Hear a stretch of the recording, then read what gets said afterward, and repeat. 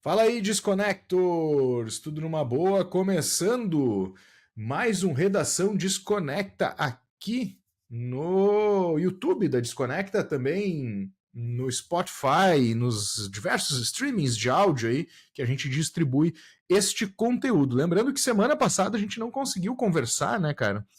Infelizmente, um encontro em Porto Alegre, na região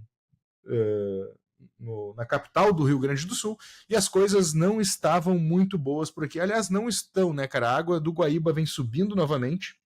Choveu muito na cabeceira aí, nas cidades do Vale do Taquari, Vale dos Sinos e algumas outras regiões, e essas águas, depois da chuva, ela desemboca tudo no Rio Guaíba. Do Rio Guaíba vai para Lagoa dos Patos. Por isto que a região sul do estado, lá por Rio Grande, Pelotas e outras regiões estão alagadas também, porque lá choveu, mas não foi tanta água assim. Ela está recebendo águas de outros rios, né, cara? Daqui a pouco eu vou passar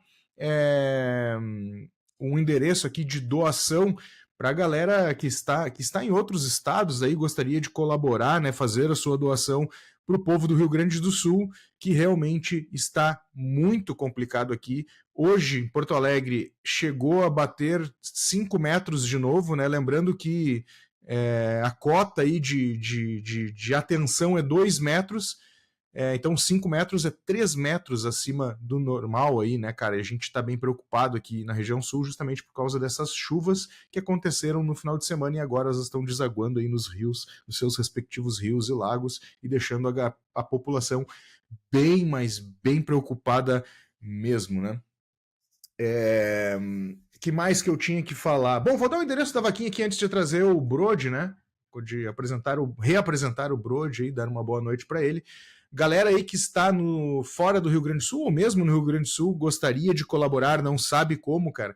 Então aqui vai o Pix da Vaquinha, enchentes@vaquinha.com.br. Este aqui, né, não é do governo do estado, não é de nenhum partido, e sim aí do Instituto Vaquinha, né, do próprio site lá, o vaquinha.com.br, a galera do Pretinho Básico, que é da Rádio Atlântida aqui, da RBS, e também do Badim O Colono aí, né? Então a galera se reuniu, a meta é chegar a 80 milhões, é isso? Não, 80 mil, né? Não, 80 milhões, cara, porque 80 mil não dá pra nada, né, velho? O Badin parece que doa 14, 10 milhões já. Então é 80 milhões, e vou dar um refresh aqui na página, para ver em quanto foi arrecadado até agora. Agora foi arrecadado até este momento 71 milhões, né? Olha aí, ó.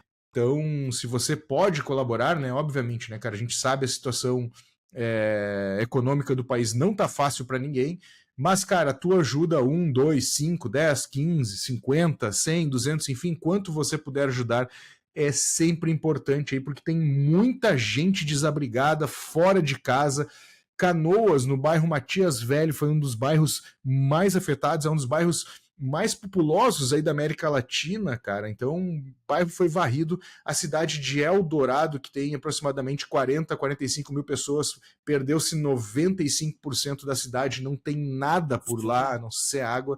Também aí Guaíba, São Leopoldo, a própria região do Taquari ali, né, cara, Lajeado, toda aquela região ali. Enfim, cara, não está sendo bem complicado. O frio chegou, já baixou mais a temperatura. No início dessa chuva a gente estava com 30 graus, agora a gente, nesta noite, deixa eu até pegar aqui certinho para não falar bobagem, né? Estamos gravando numa segunda-feira, dia 13/5, e agora a temperatura está nos 15 graus, Olha aí, cara. e a partir de amanhã é para baixar dos 10 graus. Então, assim, além da doação que tu pode fazer por dinheiro, tu também pode ir nos Correios do Brasil inteiro e doar, né? Roupas, enfim, né, cara, que tu tiver aí para doar. Lembrando que essas doações de roupas, cara, cara, é importante lembrar isso, cara. Ninguém está miseriando aqui, cara. A doação de roupa é roupas inteiras, velho. Hoje eu tava vendo na televisão uma galera doando sapatos, cara, que não dava nem para ir pro lixo. Então, assim, deixe de pouca vergonha. Se tu tem esse tipo de sapato sem sola, tá todo estupiado, coloque no lixo. Agora doe realmente coisas que as pessoas possam usar, porque a situação é bem crítica. Feito disclaimers, fala, Brody, beleza? Tudo certo, gente. Só reforçar então aí a fala do Marcelo, né?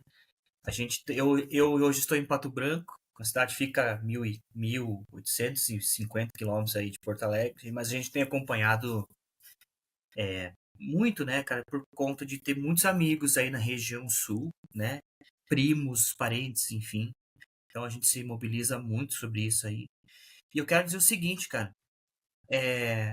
Ok, a gente tem que ajudar, só que vem muito mais pela frente pelo seguinte, depois que passar a chuva, que baixar a água e tal, vem a parte da reconstrução. Então isso não é uma coisa momentânea, é uma coisa que vai ficar muito tempo, a gente vai ter que se mobilizar durante muito tempo mesmo, assim, sabe? É uma catástrofe aí que eu confesso que não lembro de ter visto tanto assim, né? Eu consigo me lembrar assim de uma que aconteceu há pouco tempo atrás em Brumadinho lá, quando estourou tudo aquilo lá, mas não tanto quanto essa agora de Porto Alegre, né? E é isso, cara. A gente tem que se mobilizar, o Brasil inteiro, na verdade, tá solidário a isso, né? Então, se você puder doar, cara, como o Marcelo falou, vai ficar o link na descrição aí do YouTube e na descrição dos nossos. Descrição das redes sociais, não, dos streamings, né? Tem o link lá para você doar. Faça sua doação, cara, qualquer valor, que vai ser muito bem-vindo, né? 80 milhões parece muita grana, cara, para esse valor questão, mas não é, cara. É pouco, dado assim tudo que está acontecendo. Então, vamos colaborar, gente. Vamos colaborar meu, é bem isso que o Marcelo falou. Se você tá querendo mandar sapato sem solado, cara, vá cagar.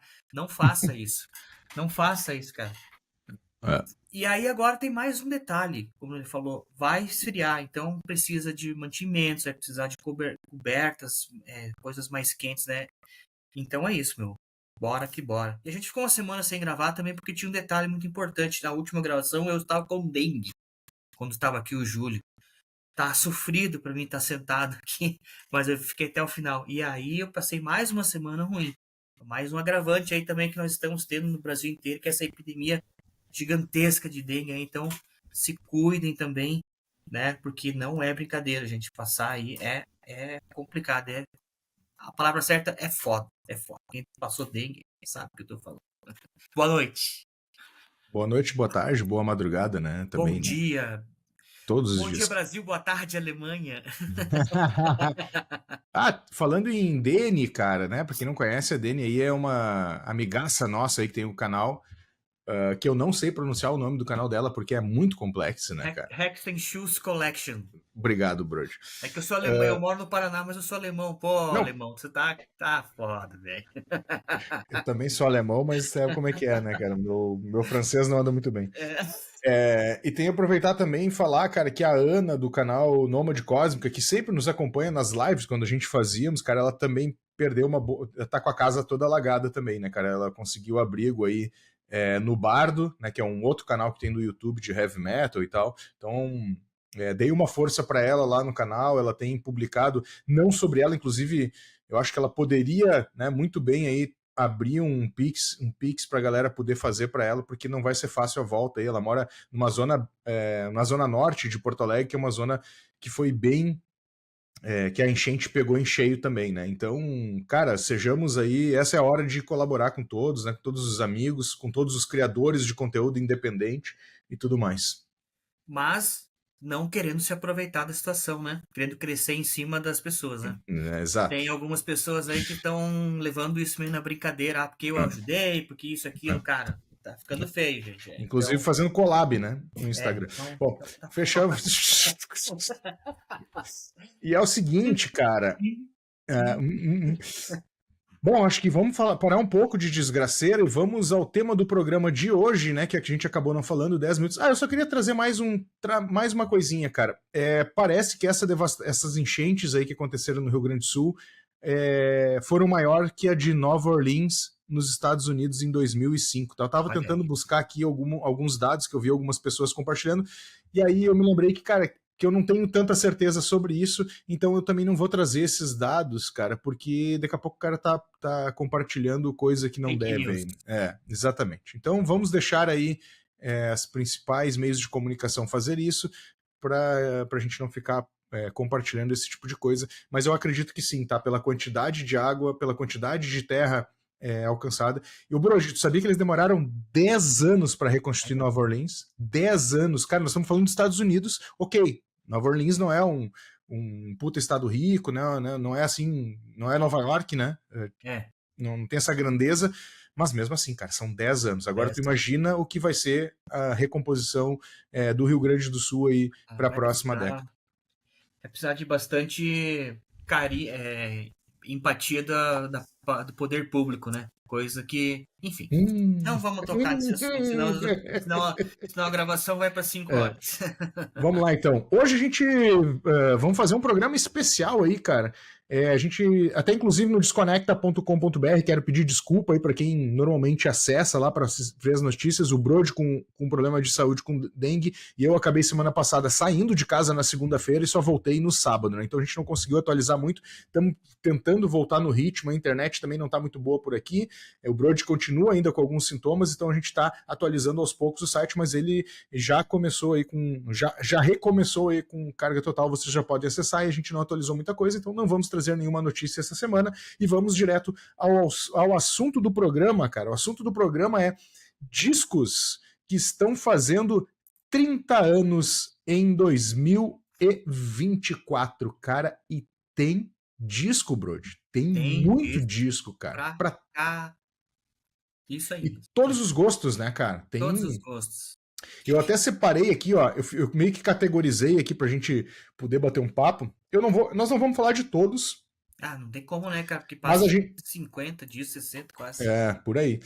Cara, isso que eu não peguei os da América Latina, que tem coisas legais, como Café Tacuba, que lançou um belo álbum em 1994, que é o Ré, que é um baita de um disco muito legal. Então, assim, a gente acabou deixando de fora. Eu não gosto muito disso, mas é uma verdade, né? O Brasil fica de costas para a América Latina, né, cara? A gente acaba não valorizando muito a cultura de outros países latino-americanos. Quem sabe até isso pode ser uma pauta aqui para o Desconecta. Deixa nos comentários se vocês querem ver essa pauta sobre o rock argentino, né? Ou música da América Latina em geral, né? Não necessariamente rock, não necessariamente argentino, porque a América Latina é muito mais que isso. Tem Chile, Uruguai, Bolívia, Venezuela, Paraguai. Puta, tem país pra caramba. Peru também, puta, Peru tem uma banda muito legal de punk rock lá, né, cara? Que foi uma das primeiras aí, que agora não vou me lembrar do nome. A gente comentou, acho, no Desconecta, já fez alguma matéria sobre isso. Tem no desconecta.com.br. Isso aí.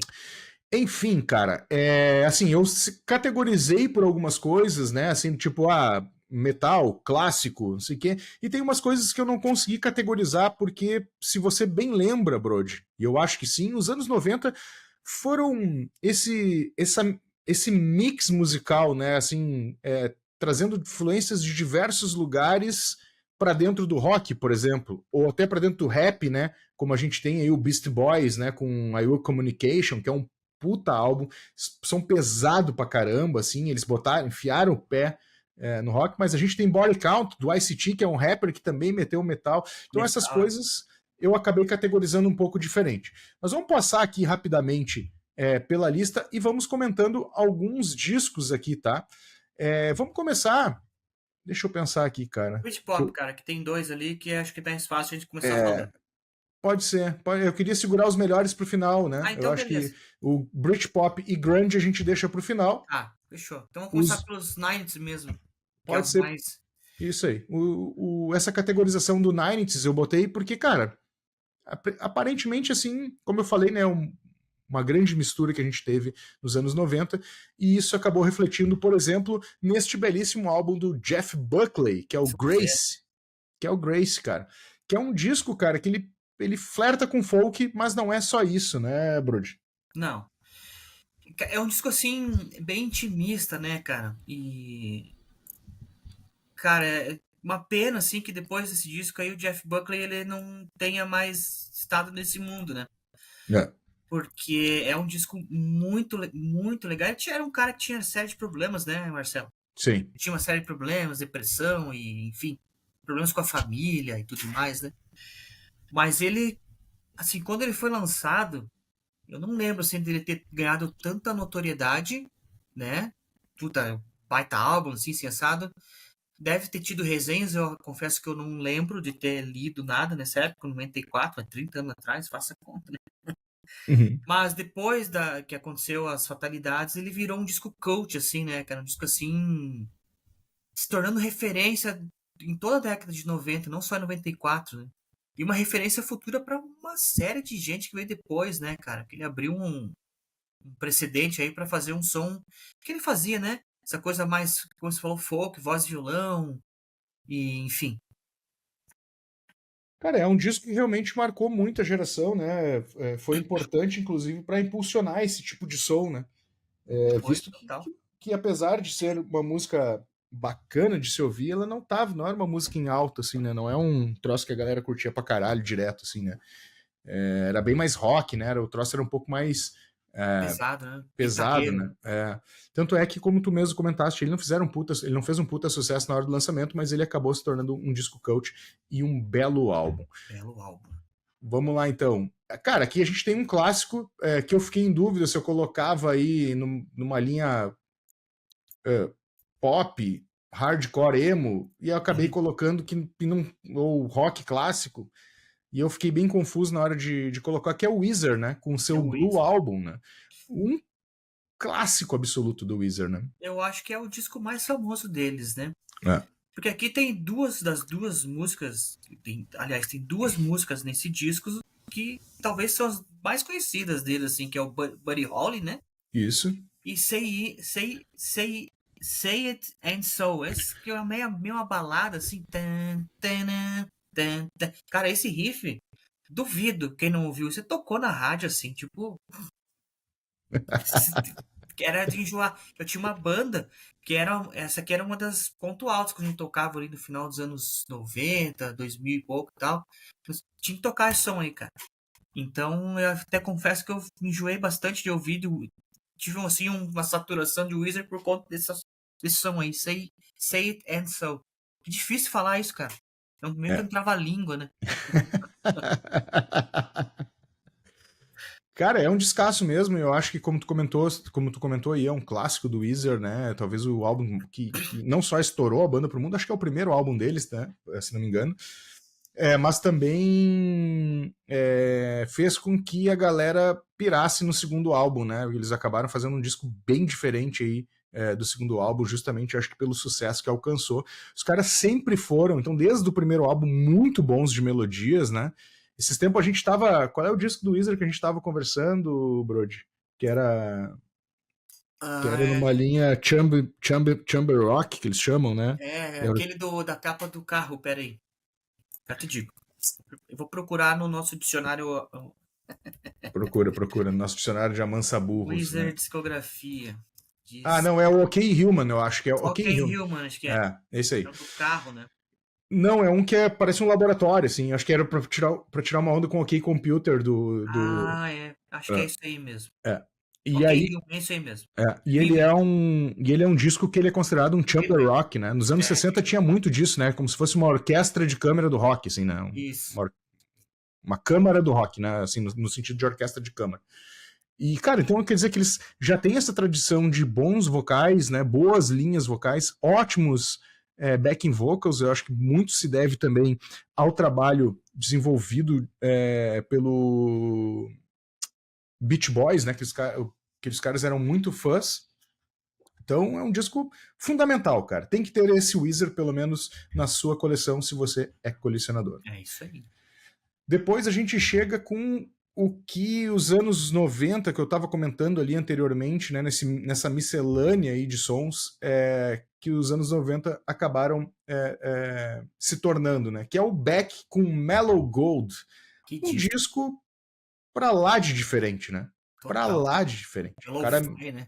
lo-fi total. Iniciou, inclusive, né? É considerado aí a década de ouro do lo-fi, né? Tirando o garage rock lá dos anos 60, assim.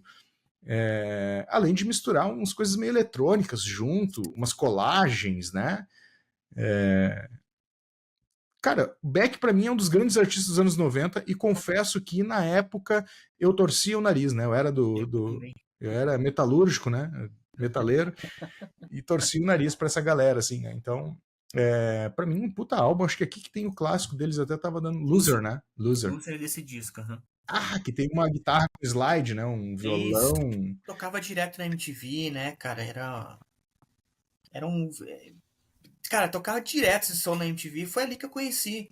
E confesso também que eu também, nesse começo aí, na década de 90 aí, no começo da década de 90, né, cara, eu tinha um lado mais obscuro, assim, né? De curtir a coisa mais podreira. A gente fala podreira, né? Death metal, thrash metal, as coisas mais gutural, assim, sabe?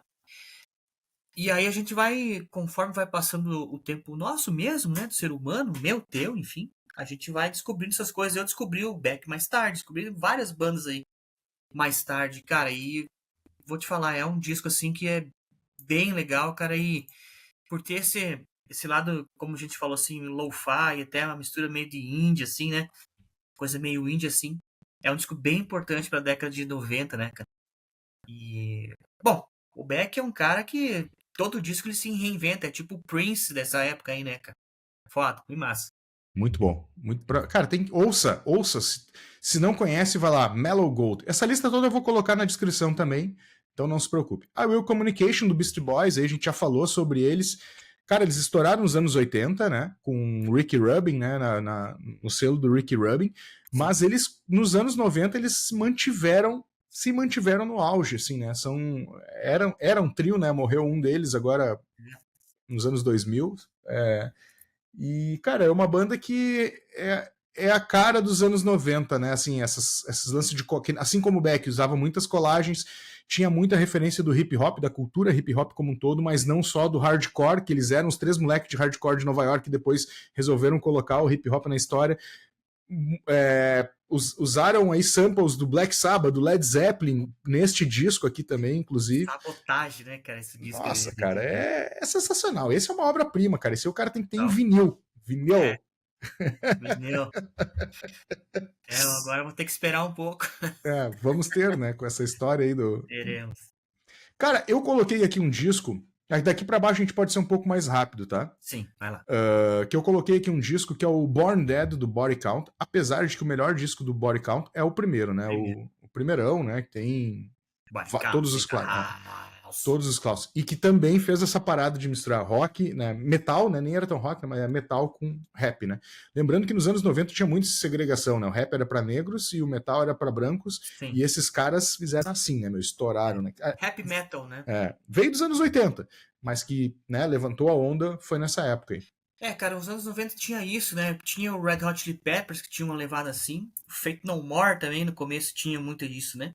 O Helmet. Mas eu acho que assim, a síntese de misturar esse lance aí do rap metal é desses dois discos aí mesmo, que é o Beastie Boys, duas bandas, aliás, o Beastie Boys e principalmente o Body Count. Cara, o Ice-T é muito foda, né?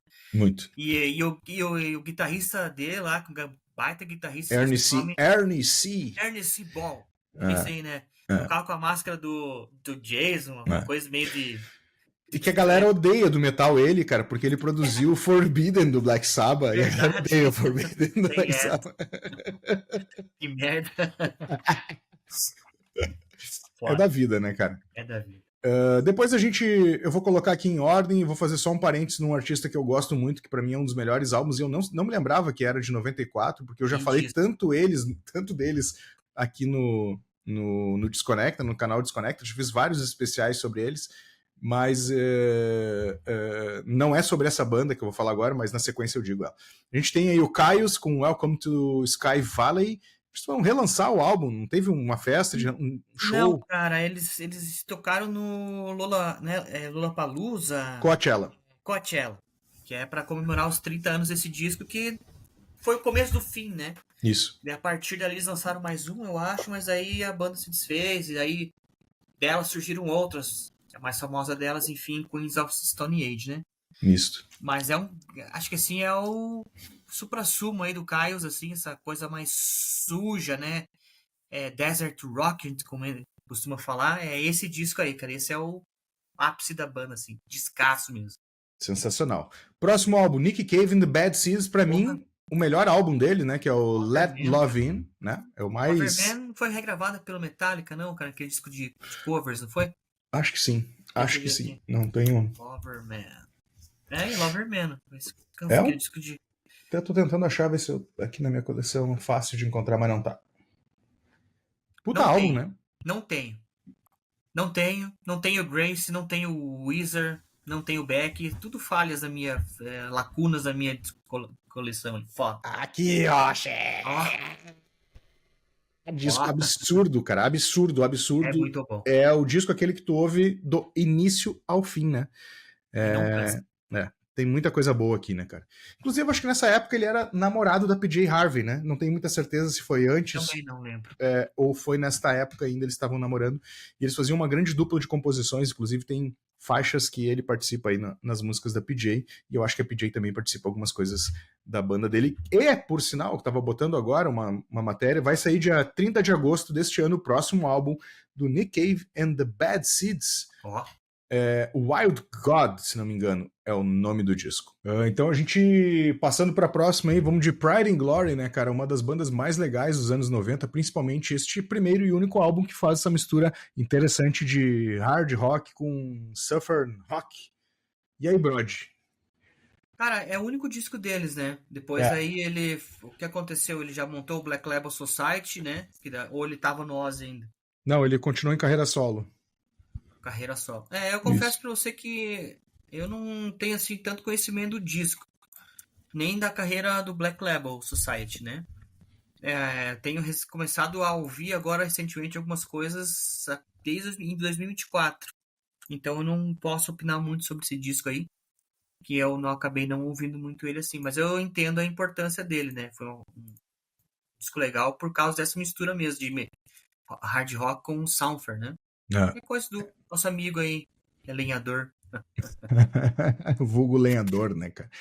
Mas Hipster.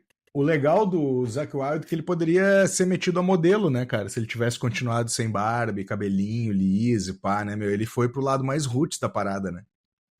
Até hoje, né? Pô, hoje principalmente, né? Então. Seguindo, cara, a gente tem aí um clássico dos anos 90 também, que é o Monsters, do R.E.M., né? Eu acho que tu gosta, R.E.M. tu conhece mais do que eu o Monster. Eu tenho ele aqui em CD, mas eu não ouvi tanto quanto tu aí, cara.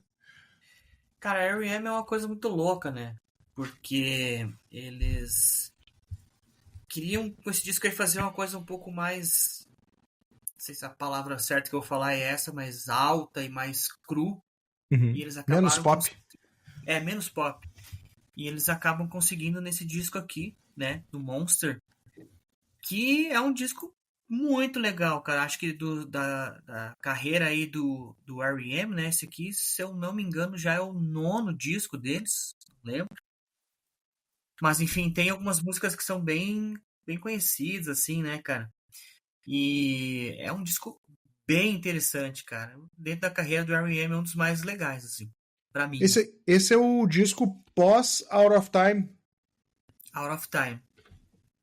Então é isso. Eles queriam sair do pop, né? Que eles alcançaram mundial sucesso. Mundial com Out of Time, né? Cara, por ter essa questão, assim, como eu disse, um pouco mais cru, né? Essa coisa mais crua, mais direta, assim, sem muita firula, enfim. Ele tem um lado um pouco...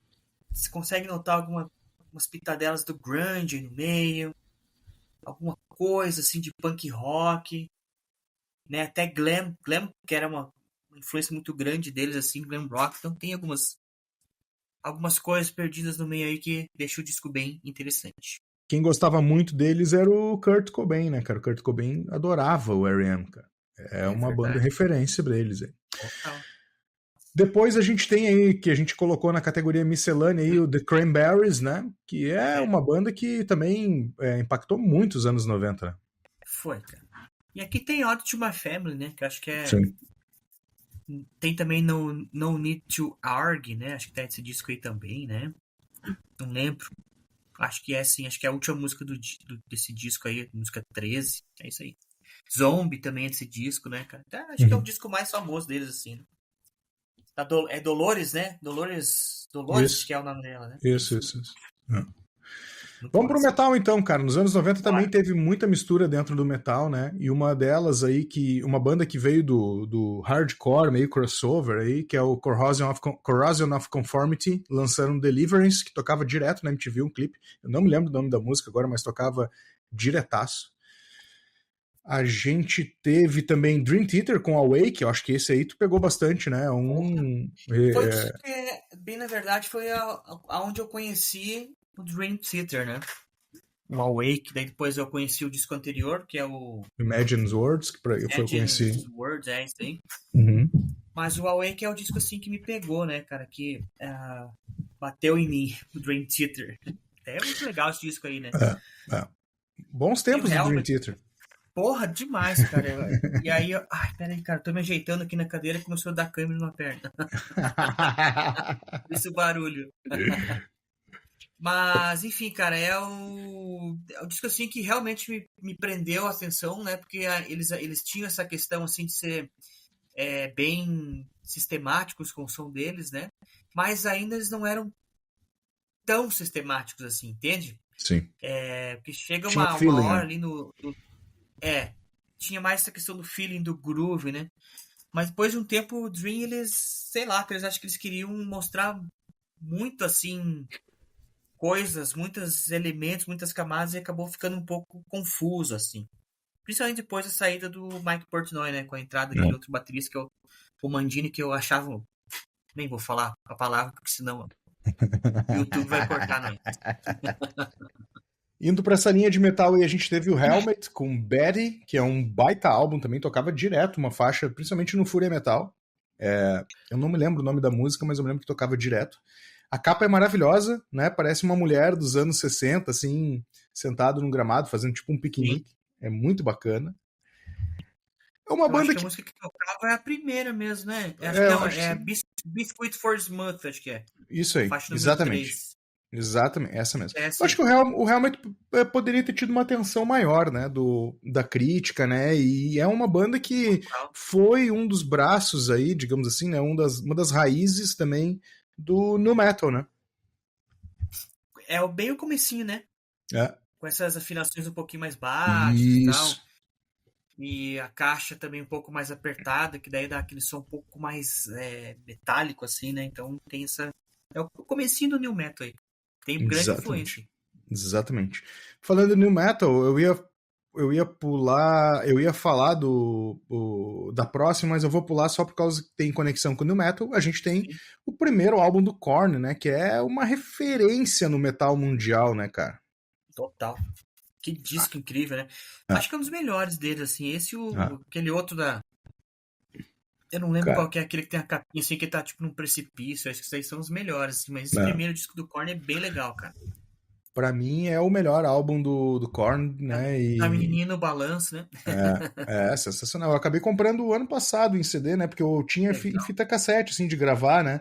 Tinha de um lado Korn e do outro uma banda que muita gente não conhece, mas que era muito legal, que é Human Waste Project, uma mina que cantava. Inclusive ele teve uma fera aí com Jonathan Davis, essa mina aí. É bem desconhecida, mas é uma linha mais hardcore.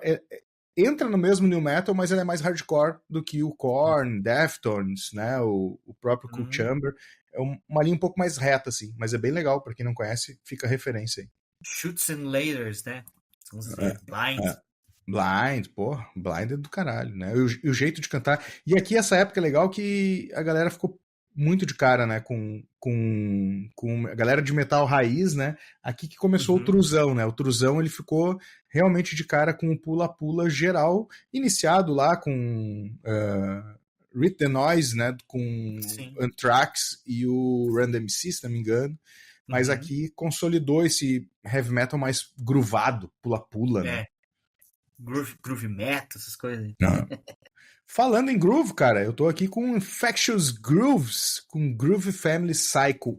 Essa banda é foda pra caralho. Álbum. Um puta álbum. Não, olha os músicos, né? Vamos. Puta que pariu, né? O vocalista, como é que é o nome dele, cara? Que é do Suicidal Tendencies. Mike, não sei as quantas. O Robert Trujillo no baixo. Que cara incrível, né? Só slap, cara, direto. Fudido.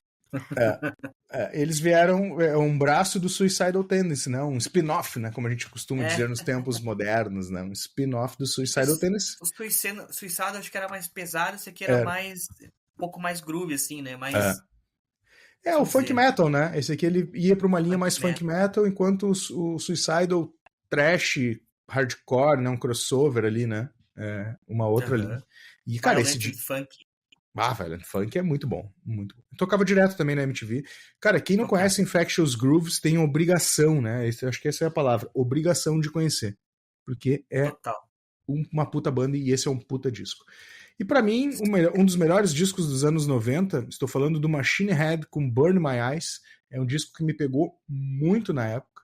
Comprei em CD quando foi lançado e há pouco tempo atrás, acho que uns 2 anos, teve um relançamento em vinil com uma mídia especial. E os caras fizeram poucas cópias e eu acabei embarcando e comprando também, porque é um álbum que me pegou demais, cara. E como eu Você fez falei, um vídeo no seu canal sobre eles, né?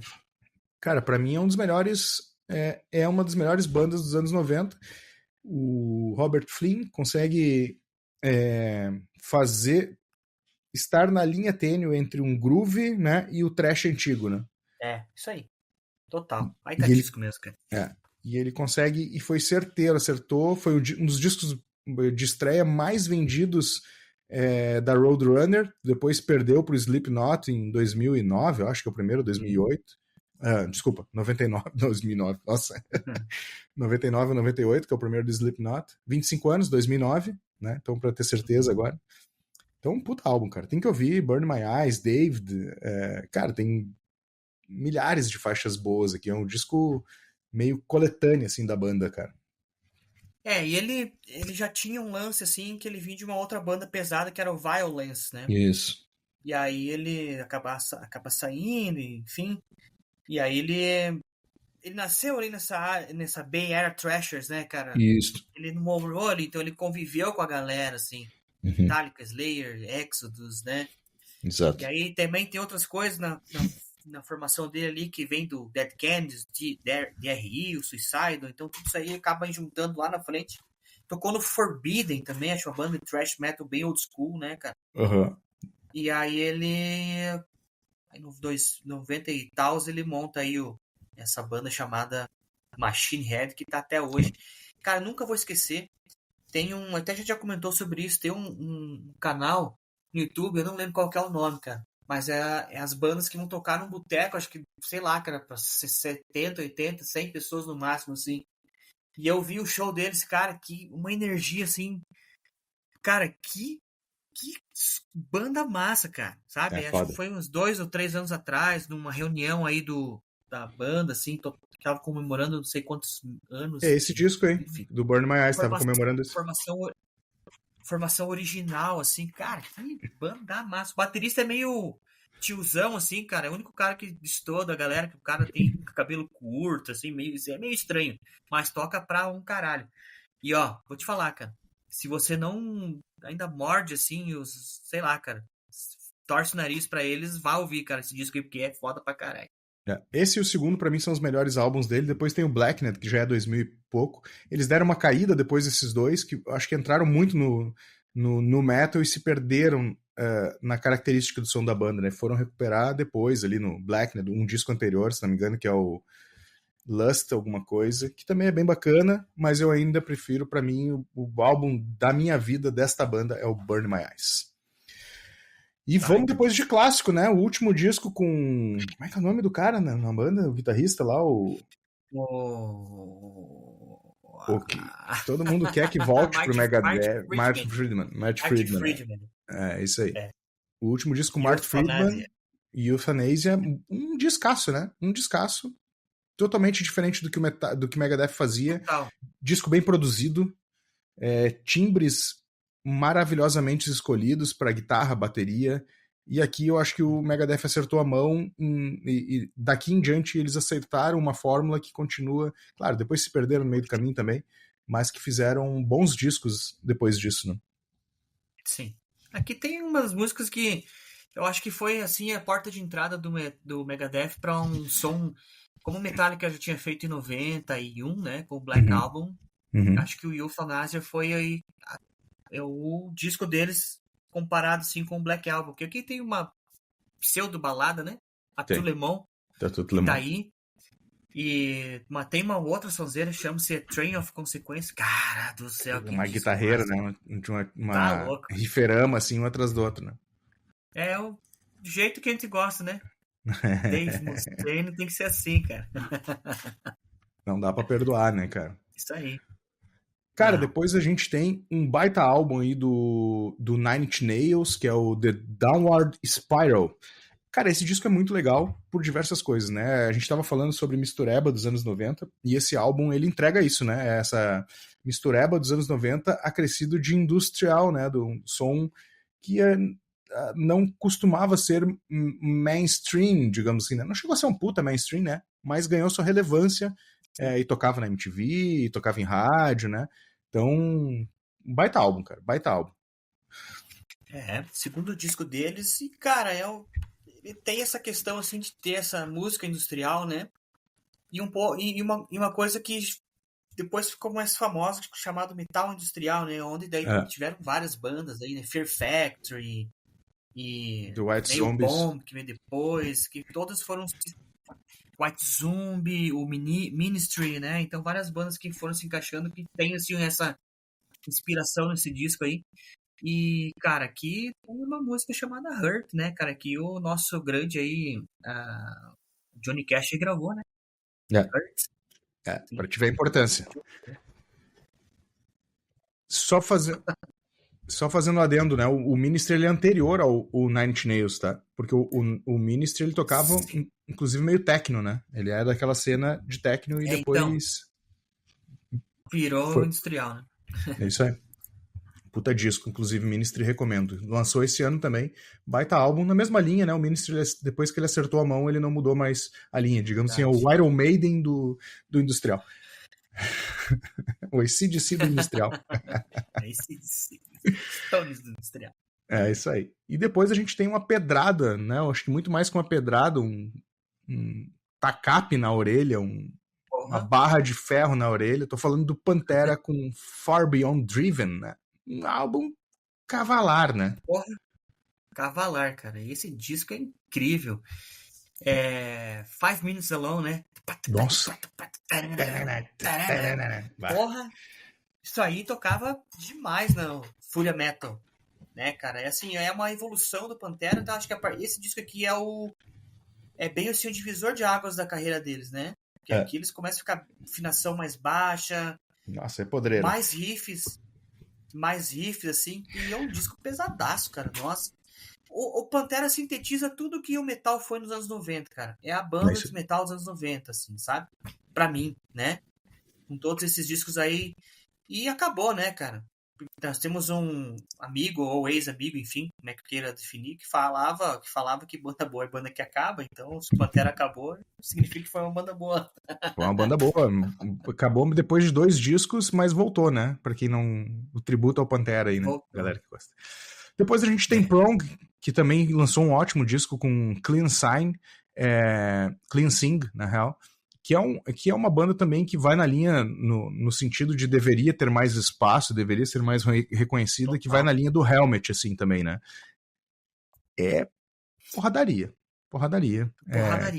Riff atrás de riff. Né? Crossover. Isso aí. Uma coisa meio de crossover, assim. Essas bandas, cara, de Nova York, assim, que tem várias, assim, desse estilo aí, né? Prong, Helmet, o próprio Anthrax, cara, tem um estilo bem, assim, peculiar, né? Uhum. Então, aí, no caso do Prong, cara, além disso que a gente falou do crossover, eles também tem um pezinho, assim, no metal industrial, né? Em algumas coisas, assim. Muito.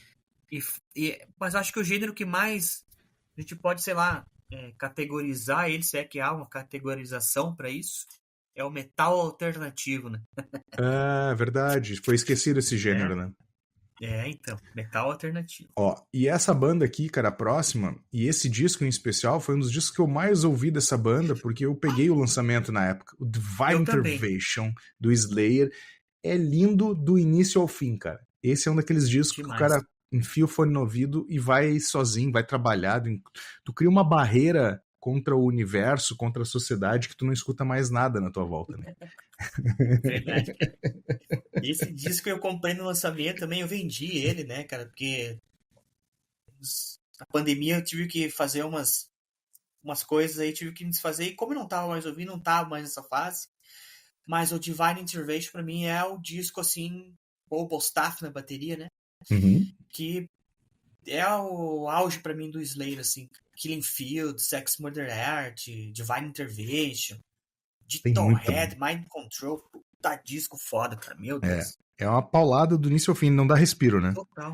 Não dá, cara, não dá. E a produção do Ricky Rubin, né? Só, fim. Acabou a live. Indo nessa linha aí dessa galera mais trecheira, o Low também é um baita álbum do Testament, que foi lançado em 1994, muito bom mesmo. Cara, eu julgo dizer que foi o álbum que eu mais ouvi do Testament, até mais do que o primeiro álbum, que é o mais conhecido deles, justamente porque eu acho que é o auge ali, 94 foi a minha... eu já tava 1 ano no som, e aí eu comecei a entender o que acontecia, né, com as bandas, quem eram as bandas e os lançamentos da época. Assim. E esse disco me pegou também bastante. Total. Eu ouvi mais esse que o outro também, cara. A capa me atraía bastante. Nessa época aí eu frequentava muito uma loja de CDs aqui em Pato Branco. Cheguei a trabalhar nela depois aí. Então, como às vezes eu ficava sozinho e eu gostava de expurgar meus demônios na hora do almoço, que eu ficava lá, às vezes colocava a testa no pra ouvir. Botar os demônios pra fora. E no volume alto, cara. Claro. Bem na frente do mercado, ainda o pessoal falava assim, puta, o que esse cara tá fazendo? Deve estar drogado, só pode. Cabeludo ainda. Chapado de música, né? Total. Ou não. Ou talvez. E, cara, pra finalizar aqui o metal, né, a era metal, tem uma outra banda que eu coloquei no Classic ali, mas que poderia se encaixar com metal, mas eu vou finalizar ela aqui, que é os nossos amigos do metal espadinha do Stratovarius, né, com o disco Stratovarius. Cara, uma banda que também marca os anos 90, né, assim como todas as bandas de power metal ali, né. Quem passou pelos 90, de alguma forma, acabou, se gostava ou não já é uma outra coisa, mas acabou batendo de frente com esses caras. Sim, eu ouvi durante muito tempo Stratovarius, Rhapsody, Sonata Ártica, eu era dessa linha aí. Principalmente por causa do Angra, né? Era uma banda brasileira que eu gostava, tenho quase toda a discografia. Mas, por conta de não ouvir mais e tava aqui precisando fazer girar, eu acabei vendendo os discos. Acho que sobrou um aí deles, que eu já te digo qual que é. Deles, que é, eu acho que, não sei se é o Infinity. Deve ser. Que é ou o Visions. É um desses dois aí que sobrou aí pra mim. O Visions eu ouvi mais deles, dos que eu ouvi do Stratovarius. Que é o que eu tive na época. Vamos para o hardcore punk, hardcore californiano, punk, hardcore melódico, hardcore punk também, né, que é o que a galera chama originalmente, ou pop punk, né? Vamos começar com o primeiro clássico pop punk, né, na veia, né, que a galera pirou quando começou, principalmente a galera que andava de skate, pelo menos aqui na cidade, onde eu morava, que é o Green Day com Dookie. Inclusive eu andei de skate uma época, hein? Eu também tentei subir no carrinho. Mas eu andava, fazia as manobras, tudo, só que era o skate que só tinha uma aba atrás. Pô, tu é velho, hein? Caralho. E tinha até... Vou falar uma coisa que quem é do skate das antigas não entender, cara. Quando a gente andava no skate, nós tinha saboneteira atrás, tá ligado? Claro, que é isso aí? Claro. Então você também é velho. Tinha saboneteira atrás, tinha um protetor na frente, nos truck e nas laterais ainda. E a gente fazia o que dava pra fazer. E o Duke foi um disco que meio que sintetiza tudo isso aí, né, cara? Claro que depois a gente, ainda na sequência, tem outras bandas que daí bem mais voltadas pra essa linha do skate, assim, né? Mas o Duke era o pop punk, assim, mais divertido, mais alegre, né? Isso aí. Que aí acho que teve 4, 5, 6 músicas desse disco que tocou assim, tá louco. Se ligava a rádio, cada hora era uma música deles tocando na rádio. É verdade. Inclusive, até quem não gostava de hardcore ou quem não gostava de punk gostava de Green Day, né?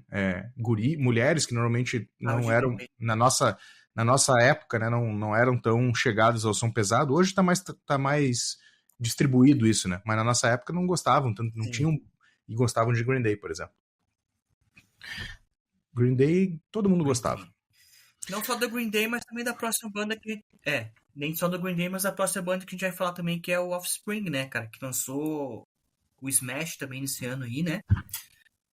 Que também é um disco legal, cara. Isso aí eu tenho. Tem 2, inclusive, aqui em casa. Então manda um pra mim aqui que eu tô sem. Esse eu quero. Esses tempos eu quase Tá eu bom. comprei. Será que eu comprei? Não lembro se eu comprei ou não. Não comprei, acho que não comprei. Bad Habit. Ah, Cara, aqui tem Come Out of Play, né, cara? Que acho que é Getaway. tipo Starway to Heaven deles, tá ligado? Mas tem também São Gotta Get Away, Self-Esteem, né? Gotta Get Away, Nitro. Nitro. São zero, cara. Que disco. É. São E zero. esse aqui, aqui começa, né? Inclusive, acho que é o disco mais vendido da Epitaph, que era do guitarrista do Bad Religion, né? Um selo independente, que foi aí que os selos independentes começaram a aflorar pro mainstream, né? E esse disco aí foi um dos responsáveis. Falando em discos responsáveis pelo estouro do hardcore californiano, ou hardcore melódico, também punk, né? A gente tem o Nofx com Punk na Drublic, que é sensacional também, tem vários clássicos aqui desta época. Um disco também... Esse tem capa bem emblemática também, né? Bem Isso. bonita. Né? Assim como o próximo, que é o Rancid, com Let's Go, que é também um puta álbum, né, cara? Então esses 4 discos, aliás, são, acho que é a base do hardcore californiano, que a gente poderia dizer aqui, né? Não sei se chamavam assim na tua região, mas na minha região a galera chamava de hardcore californiano, que era o hardcore Aqui melódico. era hardcore mesmo, assim, não tinha essa denominação porque era mais interiorano, assim, então, tipo, era, o que você vai estar ouvindo no FX? Hardcore, beleza, era mais categorizado, assim, hoje a gente entende que realmente, né, é hardcore californiano. Até porque, cara, não era todo mundo que tinha acesso a MTV, né, porque MTV era só quem era rico, né, então, tipo assim, tinha que ir na casa dos amigos e tal, e não era todo mundo também que curtia isso. Porque Sim. o skate, nessa época aí, quem andava de skate e tudo mais, era, cara... Marginal, né? Eu sou um fudido mesmo, né? Andei de skate, fui cabeludo, tive banda. Só errado, só coisa errada, velho. Tudo certo pra dar errado. É isso aí, cara. Estamos no mesmo caminho. Tamo junto. Toca aqui. Tamo junto aqui. Vamos de Classic, então. Cara, tá aqui uma das bandas que eu mais ouvi de Classic. Eu coloco no Classic porque, mesmo sabendo que é progressivo ou psicodélico para alguns, não tem como não chamar de uma banda clássica, né? Que é o Pink Floyd com The Division Bell. É um puta álbum. Eu me lembro, até sempre quando eu falo desta fase do Floyd, eu falo que eu vi o ao vivo na Bandeirantes, que passou do Pulse, junto com o meu coroa, né? Meu coroa gostava de Pink Floyd, né? Não ouvia muito em casa, mas gostava. E a gente viu junto aquele... E é um puta disco. E esse disco aqui é a amostra de que o David Gilmour é um puta compositor, né? E um puta guitarrista, né? Um cara isso a gente já sabia. Timbre único. Lógico. E assim, pra mim, cara, nesse disco tá, pra mim, seguramente, assim, uma das músicas mais bonitas que o Pink Floyd já fez em toda a sua carreira, que é Coming Back to Life. Linda. Que ela começa de uma, sabe? Ela sei lá, cara, ela me faz viajar de uma maneira que eu não sei te explicar. Eu tenho um DVD que é tipo um unplugged do David Gilmour. Ele toca essa música com violão, cara, com um violino, uma coisa, sei lá, cara, te explicar, não consigo te explicar, é só vendo pra ver, crer mesmo. Eu vi ele tocar ao vivo, né? Quando ele tocou essa música ao vivo, cara... Cagou nas calças. Nossa, caguei nas calças. Tá muito louco. É nesse disco que tem High Hopes. Desse disco tem High Hopes. Para mim, uma das músicas mais bonitas do Floyd. Eu sei que eu vou ser apedrejado por isso, mas também acho sensacional. Esse disco para mim é muito bom, cara, do início ao fim, né? Eu tenho ele numa edição que saiu agora, uns 3 anos atrás, em vinil, que é duas músicas de cada lado. É um disco duplo, né? Virou um vinil duplo. E, cara, a qualidade é impecável, cara. Tu ouve até o cara coçando a palheta nas cordas. É sensacional essa edição. Mais clássico pela primeira vez. Que disco massa. Voodoo Lounge dos Que Stones, disco né? massa. Esse disco, acho que foi a primeira. Não foi a primeira vez que eles vieram pro Brasil, né? Porque acho que já tinham Foi. vindo Foi a antes, não primeira. foi? Foi a Foi a primeira. primeira? Aham. Foi nesse show aí que foi na praia de Copacabana? Foi Exato. gratuito? Esse aí mesmo. Então foi o show que eu perdi. Não, Mas, cara. cara, Esse show não foi não é. no Rock in Rio? Não, eles nunca tocaram no Rock in Rio Hollywood aqui, não. Rock? Teve um evento grande com eles. Vamos procurar no Google para não falar cagada, né? Bridge to Babylon. O do Hollywood Rock, acho que foi o Bridge to Babylon. Ah, tá. Então acho que foi no. 96, hein? É. Mas é isso aí. Cara, esse aqui é um disco assim que. Aí a MTV já tava no auge, né?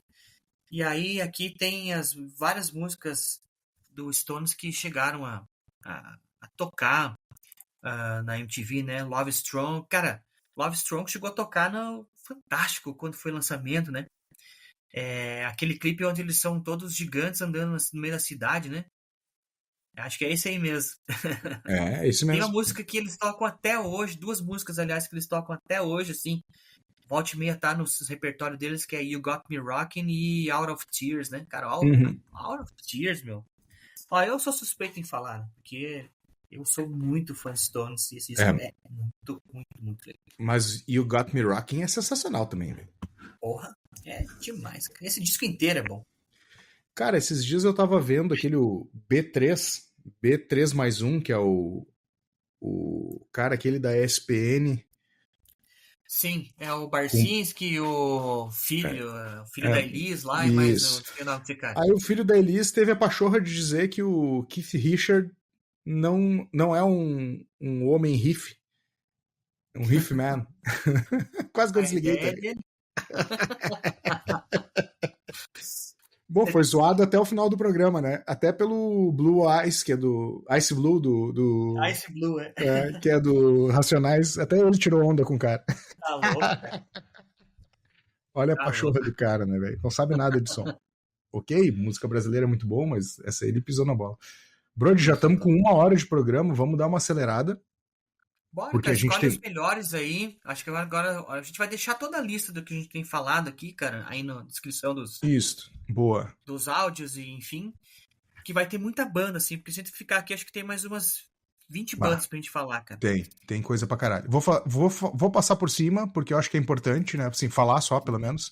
The Black Rose com Amorica, disco que tocava direto na MTV. Sensacional. Uhum. The Coach com Demais. The Coach. E o Tom Petty com Wildflowers. 3 discos obrigatórios aí na coleção de qualquer um, ou pelo menos pra conhecer, né? Se não é colecionador. Vamos de Brasil, Bora. Zil.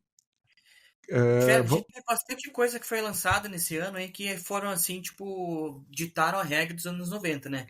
Exato. A gente abre com Da Lama ao Caos, Chico Sainz, Nação Zumbi, que é um. Cara, esse disco obrigatório. É o disco que ia estourar a banda a nível mundial, assim, daí só que logo depois teve as fatalidades, né? Tem Carne Crua, do Barão Vermelho, que também é um grande disco. Cássia Eller, da Cássia Ousa Eller. dizer, só um minutinho, Brody. Ousa dizer que foi o último grande disco do Barão. Continua. Do Barão? Eu também. Aí nós temos o disco, acho que é o disco de estreia da Cássia, né, cara? Uhum. Cássia Eller. É o primeiro disco aqui, é o disco que tem malandragem, ela canta Por Enquanto, Relicário, Luz dos Olhos, All Star, só essas 3 aí do Nando Reis, Segundo Sol também, né, cara? Então, dá pra ver a importância desse play aí. Assim Caminha a Humanidade, cara, que daí essa música aí é a abertura da Malhação, né, cara? Durante sei lá quanto tempo foi, né, cara? Exato. Acho que um dos últimos grandes discos, assim, também do Lulu. Tem o disco do Rapa, que é o Rapa mesmo, né? Uma obra. O disco de estreia do Raimundos, que aí essa banda aqui, quando misturou baião com rock and roll, pegou todo mundo no contrapé, né, velho? Quem são esses caras? Baita banda, né, cara? Puta, né? Que deu todas as tretas, enfim. E aí, pra terminar também nossa parte nacional, nós tivemos o Calango do Skank, né? Cara, eu ouso dizer que essas 4 bandas, Chico Sainz, Nação Zumbi, da Lama ao Caos, o Rapa, Raimundos e Skank foram o que deram o tom dos anos 90. Claro, teve Pato Fu, teve outras, mas essas aí foram com certeza umas das mais importantes. Hein? Assina embaixo. Assino com o relator.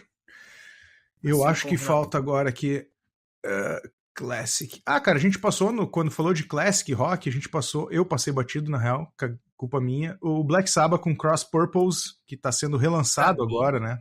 Toda... Pode falar. Pra mim é um, tipo assim, top 5 do Black Sabbath, cara. Porra. Eu sei que tem gente que não curte e tal, mas pra mim é. Ousado. É um grande pesado, Tony Martin cantando para caralho e Bob Rondinelli na bateria, né, cara? Bob Rondinelli é um baita bateria, é uma questão pessoal, tá? Se você não gostar, não xinga o Brodinho, não. Vai a merda, digo. E o seguinte, cara, vale lembrar só que o Tony Martin, a era Tony Martin foi relançada agora, então corra atrás que vale muito a pena para quem gosta, né? Não faz muito a minha cabeça, mas eu entendo da importância, principalmente para não deixar o Tony Iommi sozinho no mundo e de lado, né? Sem compor. Foi muito. Tu quer fazer grunge versus Britpop ou o que nós fizemos aqui? O que você acha mais importante? Eu acho que tem esses dois discos do Britpop são os mais importantes dos anos 90. Vamos dar uma passada meio no geral no grunge aí? Vamos. E a gente termina com o Britpop. Vamos lá? Vambora. Nirvana Unplugged. Bora. Cara, eu nem vou falar nada sobre esse disco. Ele é infalável. Irretocável. A gente já falou sobre, teve uma edição aqui sobre o Kurt Cobain, seus últimos dias. Eu fiz um vídeo também no canal do Desconecta agora há pouco sobre o livro que eu acabei lendo, só retomando que nessa época o Kurt Cobain tava mega louco de heroína, fez o show mega louco de heroína, e, cara, dali pra frente não durou alguns meses, em abril, na realidade o disco saiu depois da morte dele, né? Ele se acabou tirando a vida dia 5 de abril. Para mim, um dos melhores álbuns da era grunge, Super Unknown do Soundgarden. Assina com relator ou não? Assino com Grau, gênero e grau. Puta álbum. Baita disco. Black Hole Sun. Pra mim, o melhor álbum até a faixa 12. Eu acho que eles são 16 faixas, depois ele dá uma cansada, mas se fosse até a faixa 12, seria um álbum perfeito. Né? Ele não é perfeito porque ele tem essa gordura que os anos 90 acabou trazendo para os discos por causa da mídia, né? Da tecnologia que permitia discos com 90 minutos. Né? Uhum. Depois, a minha escola de rock alternativo, que é o Dinosaur Jr., com o meu disco favorito da banda, que é o Without Sound. Pra mim é o meu também. Ouça aí do início ao fim, vá ouvir de Dinosaur Jr., faça um bem para suas orelhas, vai conhecer a história da banda. Inclusive, hoje publiquei uma resenha sobre o último álbum do Jay Mascis, que é o vocalista e cabeça da banda. Ele fez um puta álbum lançado esse ano, What Do We Do Now? E Without Sounds é irretocável, tem que se ouvir, obrigatório. Sim. Para qualquer um. Outro puta álbum que também, cara, é difícil não falar desse disco também, né? Alice in Chains com Jarrah Flies. Demais, cara. Que disco legal, cara. Foda, né? Foda. Tem lançaram um disco agora com umas mosquinhas mortas dentro, né, cara? Rolou uma discussão aí, mas... mas enfim. Pô, aqui tem Nutshell, né, cara? Só por essa aí já vale o disco inteiro. Esse disco tem algumas faixas que entraram no acústico, né? Do Alice in Chains, que é um puta acústico também, junto com um acústico do Nirvana. Próximo, Brody. Próximo é o Purple, do Stone Temple Pilots. Puta. Que banda foda, cara. Eu curto demais essa banda. Bom, Vaseline desse disco, né, cara? Big Empty desse disco aí. Esses dois primeiros álbuns do Stone Temple Pilots são irretocáveis. E aqui tem só Interstate Love Song. A gente tem também a esposa do Kurt Cobain com a banda Hole, com Live Through This, que é um puta álbum. Eu fiz a aquisição esses dias porque eu não tinha na minha coleção. E, cara, que álbum massa demais, cara. Demais, sujo. Lamacento. Lamacento, isso aí. Tem que ter. Tem que ter. Hole é uma banda...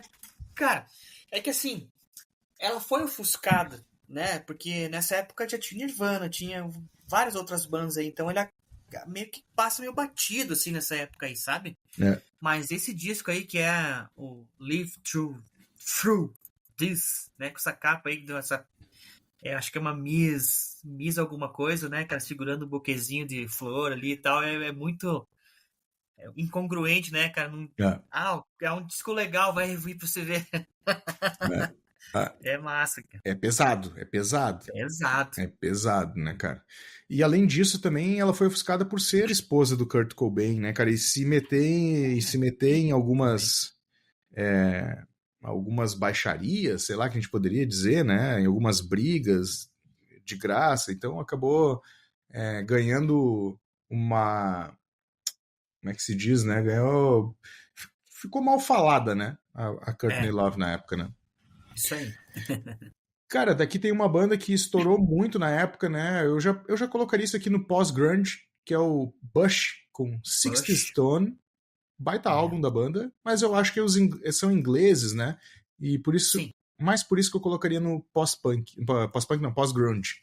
Pós-grunge. pós-grunge. Eu concordo com você. É, 3 grandes sons aí nesse disco, né, cara? Machine Head, Glycerine, Come Down. Tem Bomb aí também, tem tem. Testosterone, tem Ex-Girlfriend. É um disco muito legal, mas só pelo Machine Head, que acho que é a mais famosa, Come Down ali também, e a Testosterone valeria todo o disco, cara. É. E é uma outra banda que também precisaria aí de ser mais reconhecida hoje, né? Ela acabou ficando meio ofuscada, né? Voltou o ano passado, né? Voltou. Ele não era casado, o vocalista ali, como é que é o nome dele, cara? Esqueci o nome dele. Já vou lembrar. Deixa eu pegar aqui no É nossa Massabu. colinha. Nossa colinha. Cadê o nome do cara, velho? Gavin Rossdale. Esse Ele mesmo. foi casada com a moça lá do No Doubt, não foi? Eles tinham um Foi? relacionamento, tiveram, né? Exatamente. Baita casal bonito, cara. Tá louco. Boa. Depois, cara, a gente tem o L7, que esse não é o principal disco do L7, mas eu quis colocar aqui porque o L7, além de ter retornado aí, o ano passado eu acabei indo ver eles aqui no show no Bar Opinião, eu entendo que é Uhum. uma das bandas mais importantes femininas da história do rock aí, né? Obviamente Total. tem outras bandas femininas importantes, mas essa aqui é uma banda que levantou o feminismo junto com o Hole, junto com o Bikini Kill, né? Que tiveram aquele Riot Girl, né? Aquele movimento Uhum. ali daquela região de Seattle, Los Angeles ali, que realmente levantavam a bandeira do feminismo. E esse disco, apesar de não ser o principal, é um bom álbum, cara. Aliás, é um excelente álbum. É um excelente álbum. Feel My Fire, Question, não sei o que lá. É desse disco. Mas eu sempre gostei mais do Babes in Toyland, cara. Gostava Conhece mais essa do banda? Baby. Sim, a Kurt Cobain veio. A Kurt Cobain. A Courtney Love veio do Babes in Thailand. Eu gostava dessa banda pra caramba, cara. Então, acho que eu tenho gravado eles numa fita de vídeo, assim, VHS, cara. Uma música deles que tocava no MTV. E aí eu vi aquilo, assim, eu ficava impressionado com aquela. Que era um power trio, né? Isso. 3 garotas. Bem massa. É um Isso aí. baita banda, baita banda. É legal, cara. Toda essa cena Riot Girl aí é bem interessante de ouvir. É muito calcada, assim como o grunge no punk, né? Mas talvez mais lamacento em certos momentos. Uhum. Show. Mark Lanegan, vocalista do Screaming Trees. Esse aqui é o segundo ou terceiro álbum dele solo. Cara, o Mark Lanegan é aqueles caras, que a gente pode chamar de artistas malditos, né? Assim, que ele não Total. estoura, mas é um puta artista. É um puta artista. Fim. Esse disco é muito legal. E fim. E foi lançado pela gravadora Sub Pop, né? É Também isso. era junto com a Epitaph, assim, foi uma dessas gravadoras aí que lançaram várias coisas legais. Independente. Depois a gente vai Independente. na área que o Brody entende muito mais do que eu, que é o Pearl Jam com Vitalogy. Cara, esse disco que eu demorei pra ter, mas aqui tem grandes sons, né, cara? Corduroy é desse disco, Nottingham é desse disco, Betterman, cara, o que eu vou falar sobre Betterman? Os caras, tipo, tocam pra caramba esse som aí, né? E é um disco, assim, que sempre eu via ele, cara, pelo fato de ter aquela capa diferente, assim, que é uma capa meio de papel, você abre assim e tal.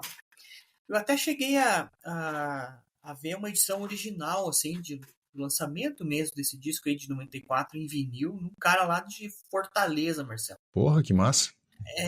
O cara tava vendendo e não tava caro, assim. A gente vai fazer uns 2 anos já. Acho que o cara tava pedindo R$180. Porra. Pô, para um disco original tava legal. Só que quase R$200 em envio. Eu falei, não, cara, fica contigo aí, tô fora. Aí não compensa, né, cara? Não tem como, né? As coisas que a gente sofre como colecionador. Mas aí eu consegui comprar em CD, que eu acho que nessa época o jeito certo de ouvir esse disco já era o jeito de você ouvir em CD, porque tem essa também, né? O disco foi lançado pensado no CD. E aí o disco de vinil já não era mais a bola da vez, então o jeito certo de ouvir esse disco teoricamente seria no CD. O CD tá aí. Fiz uma... Ainda estou fazendo, falta acho que 1 ou 2 aí.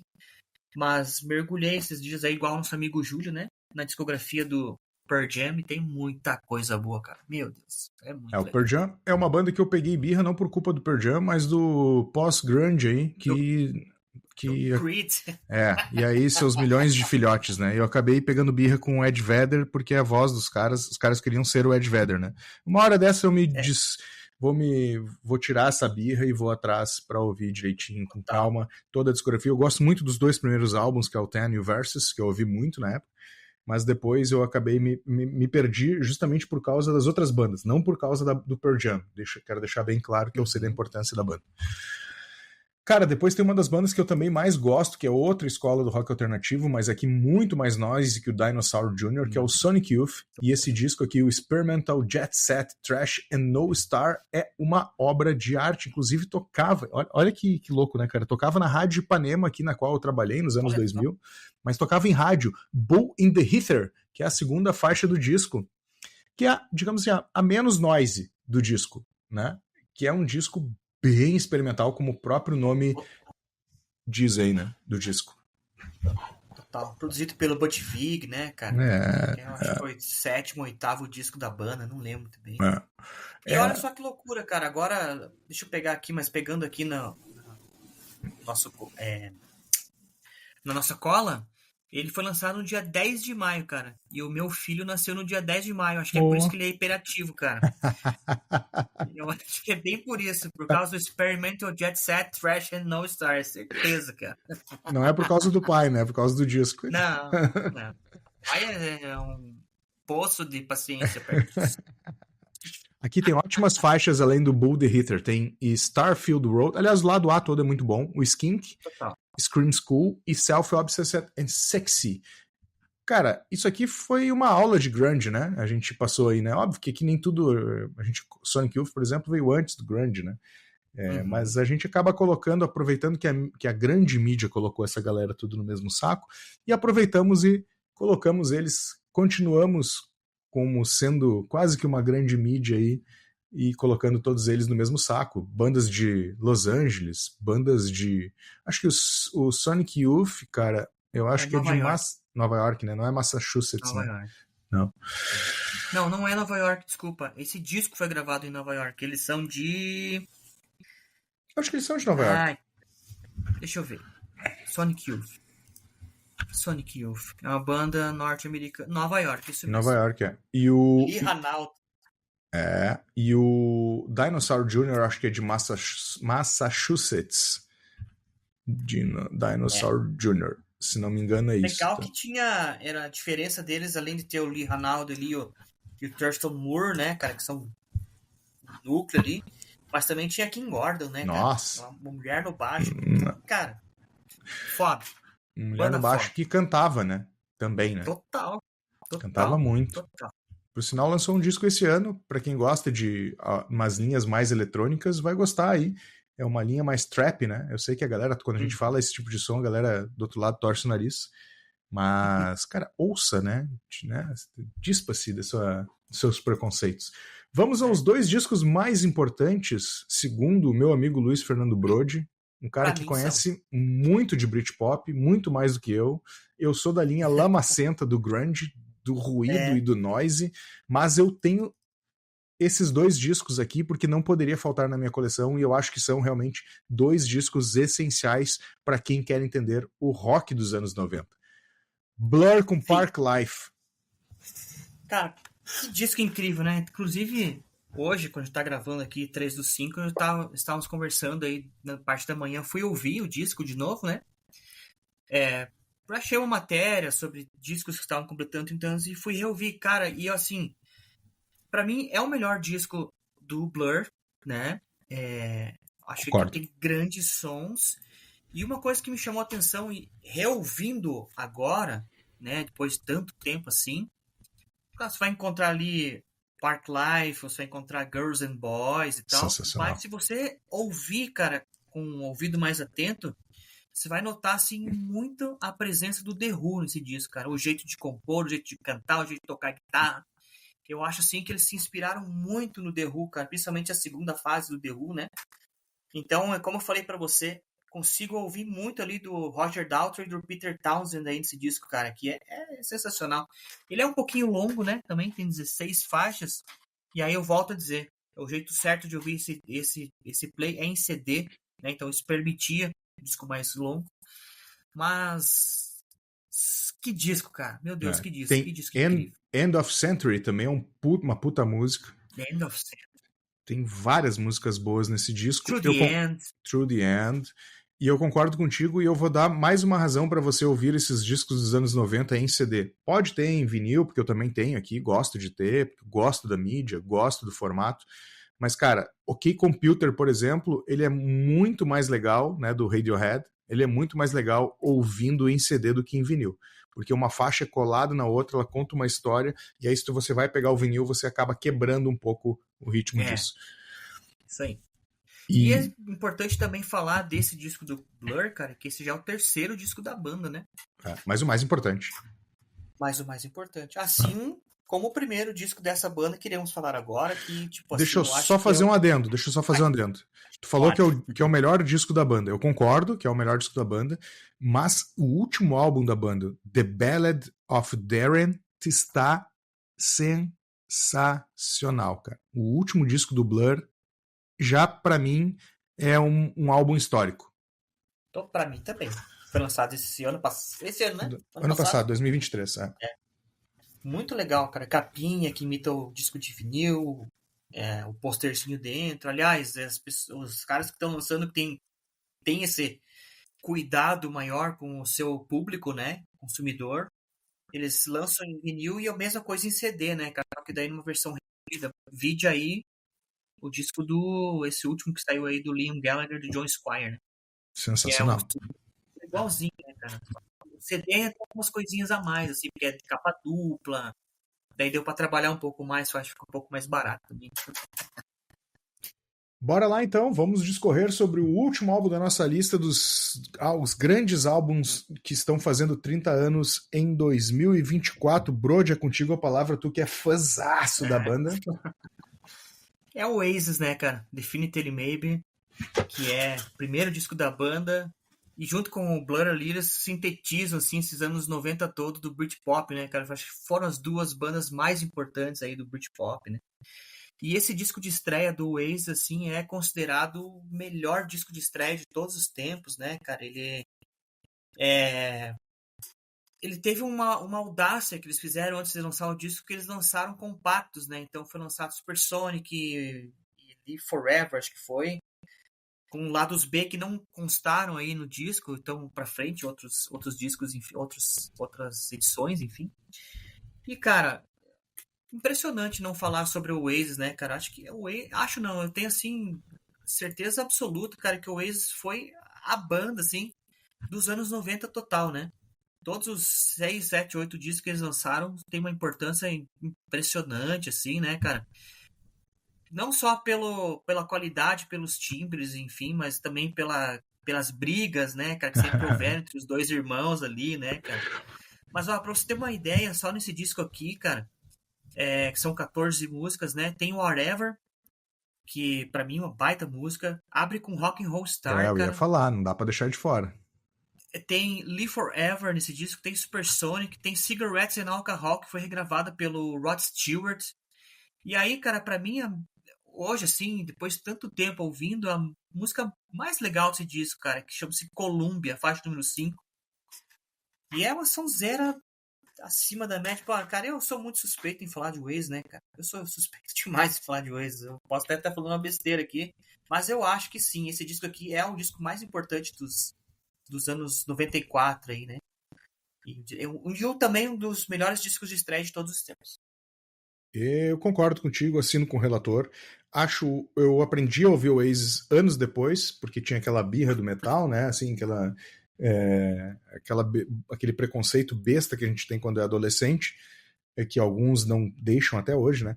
Mas esse é papo para outra hora.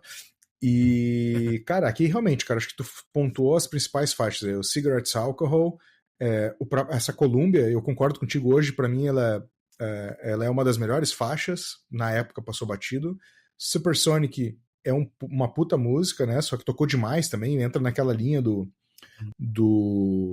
Nevermind, né? Do Smell Like Teen Spirit do Nirvana, né? Quando toca demais, sim, a gente acaba saturando, porque hoje a gente tem tudo descentralizado, né? Naquela época a gente tinha, todo mundo ouvia as mesmas coisas, as coisas eram feitas para as massas, né? Não que hoje não tenha o efeito massa, né?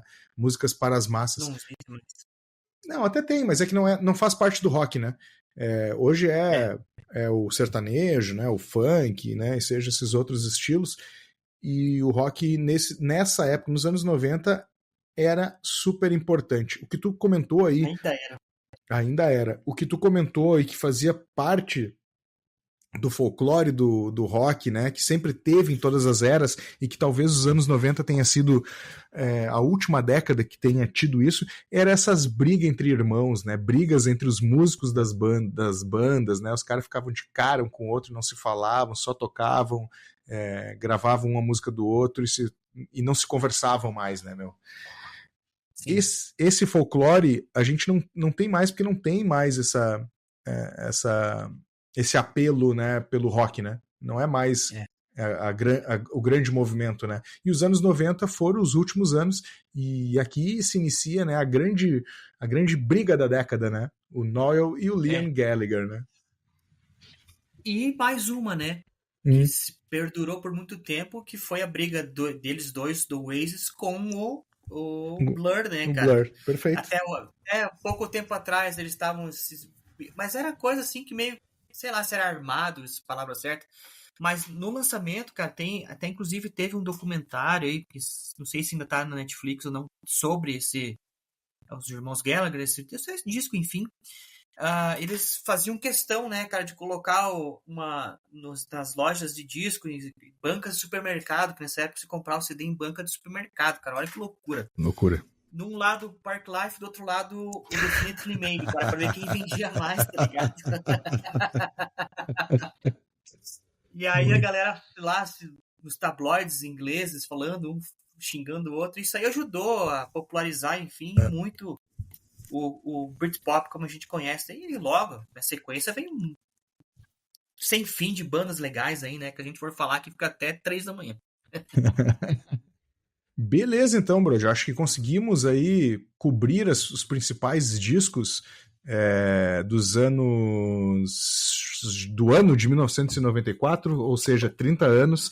A gente ficou 1h30 aqui falando, é tempo pra caramba. Tivemos 10 minutos falando sobre os problemas que estão acontecendo aqui no Rio Grande do Sul. Vou passar mais uma vez o Pix aí para quem puder fazer uma doação aqui para a região, né? A maior campanha solidária do Rio Grande do Sul. Vai para o e-mail enchentes@vaquinha.com.br, enchentes@vaquinha.com.br. Qualquer doação é muito bem-vinda. Já estamos com 71 milhões nesta campanha. A meta dela é 80 milhões. Lembrando, cara, que mesmo sendo uma cifra quase que cheia de zeros aqui, que o cara nunca decoraria normalmente, ainda assim é muito pouco para a reconstituição do Estado, que está muito mais... que foi e está muito afetado com as enchentes e as chuvas que acabaram de acontecer. Vou deixar o link aqui na descrição, seja na descrição do Spotify, no teu tocador de podcast preferido, para vocês poderem fazer a doação, se puderem, obviamente. E também vou deixar essa lista aí dos grandes álbuns de 1994. Brody, obrigado por mais uma edição. Tamo junto. reforçar as palavras do Marcelo, né? Colabore, que a gente falou. Esse episódio ficou um pouquinho mais longo do que o habitual, né? Que a gente se propõe a fazer de no máximo 1 hora aí, 1 hora e 10, enfim. Mas é porque tinha muita coisa boa para ser falada, né? Então, se você chegou até aqui no final, obrigado pela sua participação e compartilhe esse link aí com seus amigos, que eu tenho certeza que tem muita gente que vai curtir. E faça sua doação, inscreva-se no canal Minha Vida em Vinil, inscreva-se nos canais do Marcelo, que são 4, 5, 6, sei lá, já perdi a conta, quantos canais são. E continue nos acompanhando aí no desconecta.com.br, que a gente está sempre trazendo muita coisa legal para vocês. Um beijo e a gente se vê na próxima. Valeu, gente. Até mais.